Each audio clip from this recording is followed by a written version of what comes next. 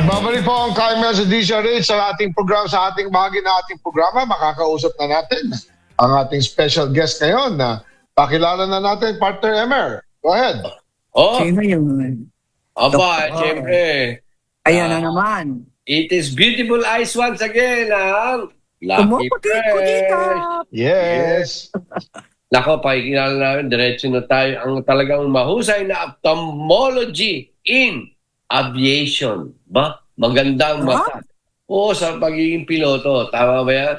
Ophthalmology in aviation? Oh, yan ang pag-uusapan natin. Palapakan natin and welcome Dr. Vincent Guerzon. Doc Vince, Tazo. Hello, Doc. Doc Magandang Vince. hapon po, sir. Magandang hapon po, ma'am. Magandang hapon po sila ng tagapakinig po natin ngayon. At Maayong hapon. Maayong hapon, Doc. Yes, sir. Magandang hapon po sa lahat. Yes. Nandiyan ka ba sa Cebu City, Doc? Wala po. Nasa ano po ako ngayon. Nasa Tarlac po ako ngayon, sir. Okay. Okay. Ang batang-bata ni Doc. Oh. Yes. Sabi nga Si dito. Doc, yeah.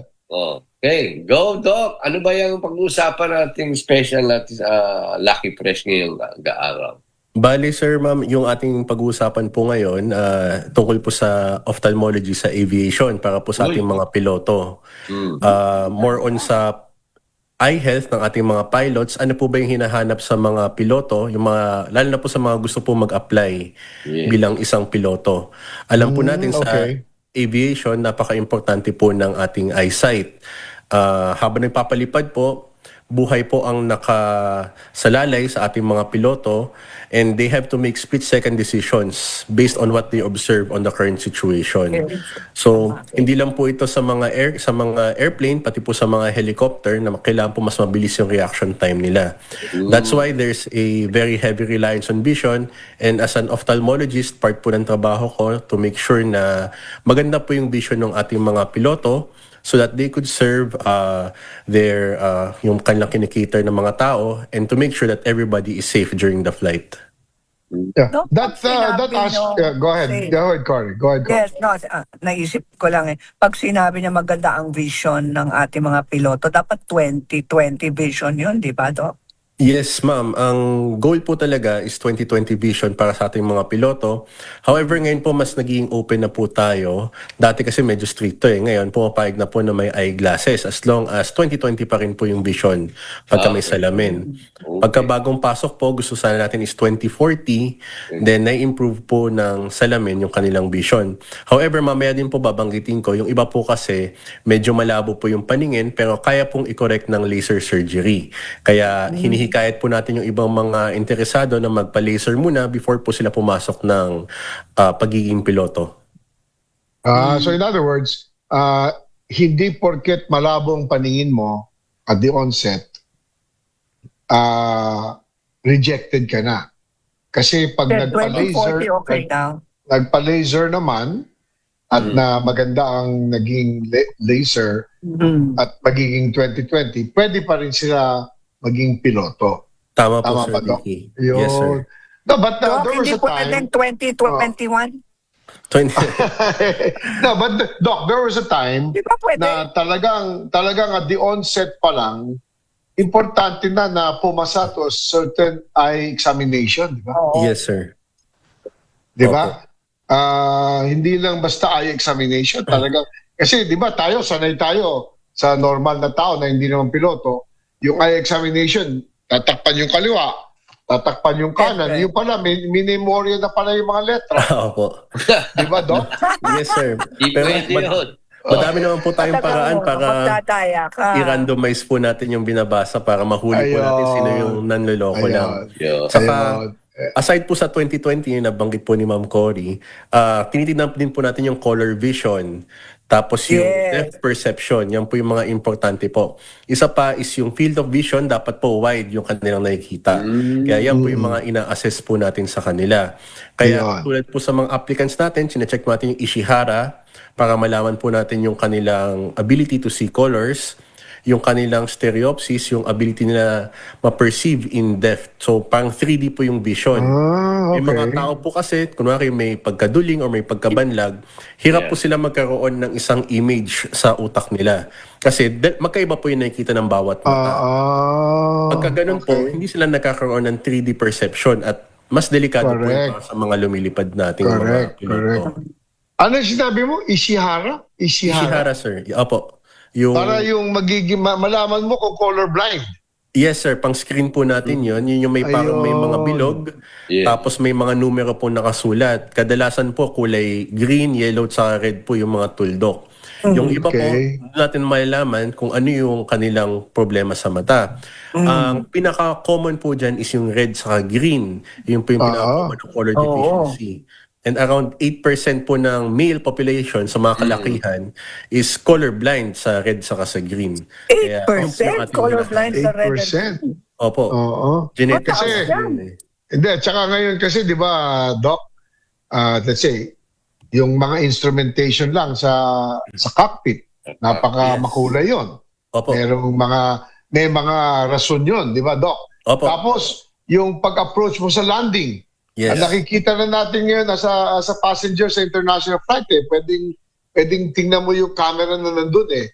Opo. Iba-iba din yung ilaw sa runway. Yes, So, importante talaga hindi colorblind, Ever. Pero Doc, di ba nasa lahi yun? Yung Yes, color ma'am. blindness. May ano po, genetic po siya. Kaya may more common po siya sa mga lalaki po. Sa babae po, bihira lang po. Less than 1% lang po nagkakaroon ng color blindness or color deficiency. Talaga, ha? 1%. Ano explanation doon, Doc? Dahil Bakit po sa sa lalaki mga- marami? Kasi palagi malakas ang babae. Hindi. Hindi naman lahat. Dahil po sa sa Ano X talaga? chromosome po. Girl power!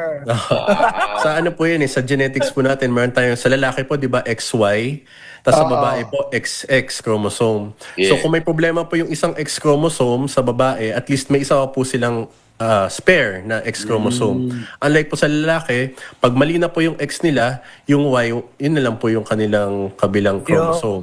So may problema na po interesting, kagad. Lesson in genetics. Opo. Galing Doc. Okay, well, Very interesting. Kaya- so ngayon, Doc, involved ka dito sa Sige. paghanap pa at para ma-upgrade ang ating mga piloto. Hindi lang sa military, di ba? Kasi siyempre sa commercial, marami din na kailangan gawin din. Pero in your work, it's more for the military, correct? Yes, sir. Opo. Okay. Pero Kasi- Doc, diba, dry eye sa mga piloto. Ilang beses ba sila dapat magpa-eye drop? Yan, magandang tanong. Pag ano po kasi ma'am, ang pinaka-common po niyan, pagka tayo po ay, kahit hindi po piloto, kahit tayo po mga normal po na tao, tuwing nakatitig po tayo sa isang screen or pag Yeah, nagbabasa po matagal. tayo, hindi po tayo masyadong kumukurap. So normally po, Correct. pagka naka-relax po tayo, 20 times po tayong pumipikit sa isang minuto. Ito. However, pag 20 nakafocus times po we tayo, blink in 1 minute, no? yes, ma'am. Pero pag nakafocus po tayo, nagiging 5 times na lang po yun. So, mga 25% na lang. Mas madali po 5 talagang times? matuyo. Sa, Kulang. yes, ma'am. Sa aviation po kasi, mas nakatutok po sila sa kanilang instruments, sa kanilang nakikita. Correct. Mas madali Correct. po matuyo. Pangalawa, mas malapit po sila sa araw since mas mataas po yung altitude nila. Pangatlo po, mas mababa yung oxygen sa altitude kasi 1,000 feet in the air, mas mababa po yung oxygen percentage po natin doon. Hindi, tsaka Doc, di ba, tama ba observation? Pagka malamig, Yes, sir. yan ang dahilan din ng dry eyes pag malamig ang panahon. Yes, sir. Lalo Pag po nasa yung mga air-conditioned room ka palagi. Ayan, Opo. di ba? Yeah. Kaya In fact, ako, ventilador na lang eh. Ayoko sa aircon. Talaga? Oo nga, no. Hindi, lalo na ngayon, malamig sa umaga. Opo. Malamig. Oo. Kaya pinapayo po namin Condition ka po namin kung pwede po magpapatak po tayo 4 na beses sa isang araw ng ating mga lubricant 4 drops times a day. para po makatulong na mabasa po. Kasi pagka natutuyo po yung mata, papansin nyo lumalabo.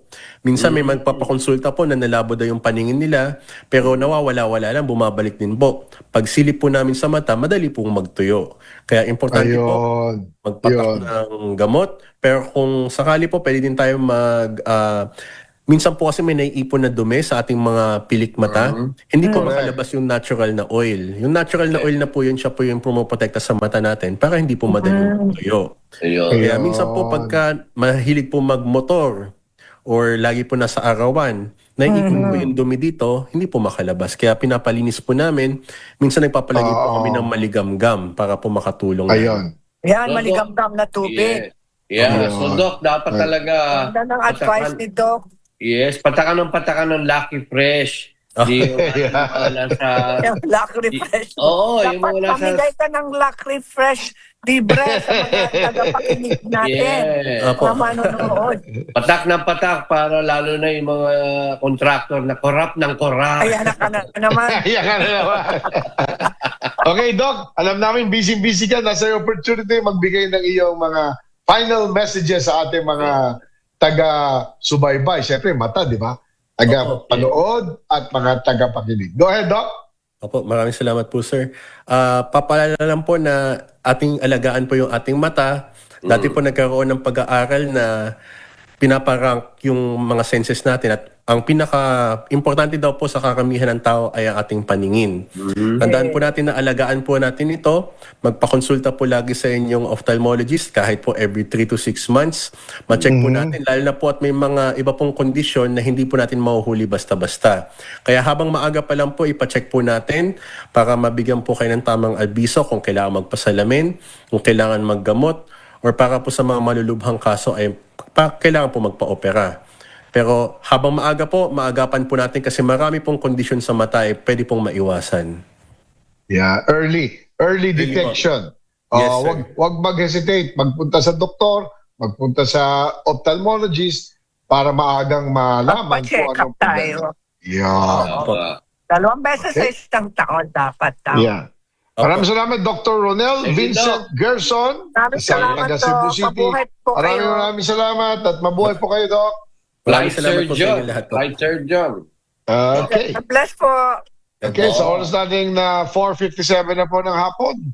Ito na, partner Cory. Pakibati mo ulit ang proud parents. Sal. Klase namin na ni Emer, si Doc Beans, Ayun. at ang bagong kasal. Paki-congratulate mo in advance. Pangalawang saludo. Arlene Florentino sa pagkasal ng kanilang anak na si Amanda kay Jigs de Guzman. Amanda, Yan, yan. congratulations sa the Congratulations. At saka sana, mga kababayan, magdasal naman kayo para sa pagwagi ng ating beauty queen na Oy. si Christina Van Heflin sa Kailan? Hurghada, Egypt. Ito po Yeah. ay gaganapin January 29 sa Egypt. Okay. Lilipad na po ako bukas. So please, for the Okay. Philippines po ito. Paki-uwi mo na kami nung Okay. mga antidote ni Anthony para kay Cleopatra. Yeah. Pag-uwi ka nga ng mga ganun. Huwag mo na iuwi yung, yung ahas na kumagat kay Anthony at kay Cleopatra. Wala Huwag na mo yung iuwi ahas yun. na yon. Ayan, para sa Miss Intercontinental Crown for the Philippines. Wow. Okay. Emer, babatiin ka ba? Of course, happy birthday yung pare ko, ang aking household leader, Mike Torres, and congratulations, 1-year anniversary ng CWC Boss Producer. Yun. Ay, oo nga, 1-year Oo. anniversary na. Design Centers, ang Makati. Anniversary, happy anniversary. Kagabi yan, ano? Kagabi. Yeah, tinutulungan niya yung mga designers. Talagang Nag-aaya nga si Chairman Randy pero condolence din sa magulang or mother ni kaibigan Bart Cruz na 92 years old, namatay recently. Yeah. At of course, advance happy birthday sa dalawa kong anak next week, si Miguel. Sa Miguel. January 27 at ang kababalik lang mula sa Spain na si Mateo, January 28. Ganda. Yan, happy advance, happy birthday. So dito po nagtatapos ang programa. Alas 5 na po. Tandaan nyo, tuwing Sabado, alas 4 hanggang 5 na hapon, ang inyong programa, bago lahat, ako si Chairman Ricky. Ako po si Cory Quirino. Ako po si Emer the Generous Gingon. Tandaan nyo, 4 to 5 p.m. tuwing Sabado, ang programang Kaya Mo. Mo Yeah. Yan! Bye! God bless po. Happy weekend.